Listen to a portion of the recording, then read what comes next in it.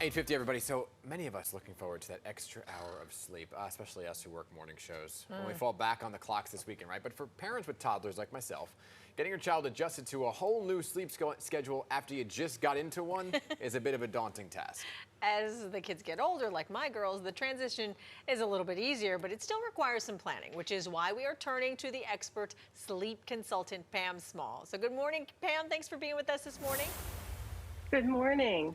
All right, so we turn our clocks back this weekend, but we really shouldn't wait, though, till that point to begin a new bedtime routine for babies and toddlers, right? So when is the ideal time to start adjusting their sleep schedules? Typically, it's a Thursday. Thursday, you want to start. But we're not all planners. So I don't want those who aren't planners to feel like they've lost it. If you are a planner, you want to start by putting your child to bed 15 minutes later each day. So if bedtime is typically 7 p.m. on Thursday, you're going to put child to bed at 7:15, on Friday 7:30, on Saturday 7:45, and on Sunday now what used to be 8 o'clock is now bedtime at 7. Okay, so and are they going to stomp their feet and cry along the way, right? So like on Saturday when I'm putting her to bed at 7:45 and she's used to going to bed at 7, is she going to be upset? That's up to Well, your you kid. want to plan your you want to plan your naps accordingly Right, too. So okay. you want to try to do your naps a little bit later too. And 15 minutes is if we can push it that 15 minutes and give them something very interesting to participate in, like a nice story Right. about themselves, they'll probably be agreeable. So you're saying that the nap time, so say you have a child and your nap time is 1 o'clock, right? You do the same thing. You'd push it back 15 minutes along with the Right. sleep 15 minutes each night, Thursday, Friday, Right. Saturday. Right. Okay. That's what you're going to try to do. So interestingly enough, naps are actually important for moms and dads too. So for the grown-ups. Yeah, and on Sunday, now that you've gotten that extra hour of sleep, you think you're going to be raring to go, but for some reason the body just isn't in that mode. So on Sunday, you want to get plenty of sunshine early in the day, which is great what the weather forecast is this Yeah. weekend. You want to take a little nap, whether you're a baby, if your baby has a schedule or your toddler has a schedule, nap the child a tad earlier, which is so counterintuitive, I Yeah. know.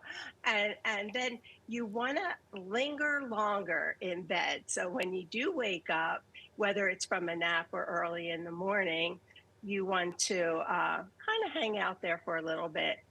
And I think the most important thing is to follow your social cues. Mm, So if you typically eat breakfast at 8, lunch at 12, and dinner at yep. 5:36, stick to those social cues because those social cues are going to be what really triggers your internal clock to know when it's time to go to bed. Yeah, I was just going to ask you about the mealtime as well, because that factors into the whole bedtime routine, is knowing that, she knows, at least my daughter does, when she eats, it's almost time for bedtime. But having this regular bedtime routine, Pam, it reduces the chances of these bedtime battles that so many parents deal with. But what if your child is not a good sleeper and wakes up, say, earlier than normal? How do you remedy that when daylight savings Well, kicks in? yeah, and you know what? Invariably, that's going to happen.